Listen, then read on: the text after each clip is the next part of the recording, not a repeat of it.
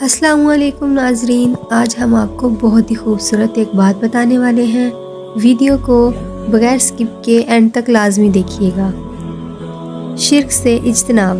حضرت ابو موسیٰ اشعری رضی اللہ تعالیٰ فرماتے ہیں کہ ایک دن رسول اللہ صلی اللہ علیہ وآلہ وسلم نے خطبہ دیا اور فرمایا، لوگوں اس شرک سے بچتے رہو کہ یہ چونٹی کے رینگنے کی آواز سے بھی زیادہ پوشیدہ ہوتا ہے۔ ایک شخص جسے اللہ تعالیٰ نے چاہا کہ وہ پوچھے، اس نے سوال کیا، یا رسول اللہ صلی اللہ علیہ وآلہ وسلم، ہم اس سے کیسے بچیں جبکہ یہ چونٹی کے رینگنے سے بھی زیادہ پوشیدہ ہے؟ آپ صلی اللہ علیہ وآلہ وسلم نے ارشاد فرمایا، یہ پڑھا کرو۔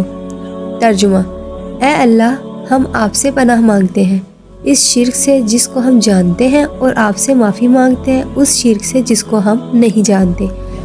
نیکی کا ہر وہ کام شرک ہے جس کے کرنے سے انسان اللہ کے سوا کسی اور کی خوشنودی یا رضا چاہے۔ ریا بھی شرک ہے کہ انسان نیک کام کرتا ہے مگر دوسروں کو دکھانے کے لیے تاکہ وہ اسے متقی اور پرہیزگار سمجھے، مگر قیامت کے دن انسان کو صرف اس نیکی کا ثواب ملے گا جو اس نے محض اللہ کے لیے کی ہوگی۔ اس لیے سب سے اعلیٰ صدقہ وہ ہے جو آدمی اس قدر خفیہ دے کہ اس کے بائیں ہاتھ کو بھی خبر نہ ہو کہ اس نے دائیں ہاتھ سے کیا دیا ہے۔ حضرت ابو امامہ باہلی رضی اللہ تعالیٰ سے روایت ہے کہ نبی کریم صلی اللہ علیہ وآلہ وسلم نے ارشاد فرمایا، اللہ تعالیٰ اعمال میں سے صرف اسی عمل کو قبول فرماتا ہے جو خالص اس کے لیے ہو اور صرف اللہ تعالیٰ ہی کی خوشنودی مقصود ہو۔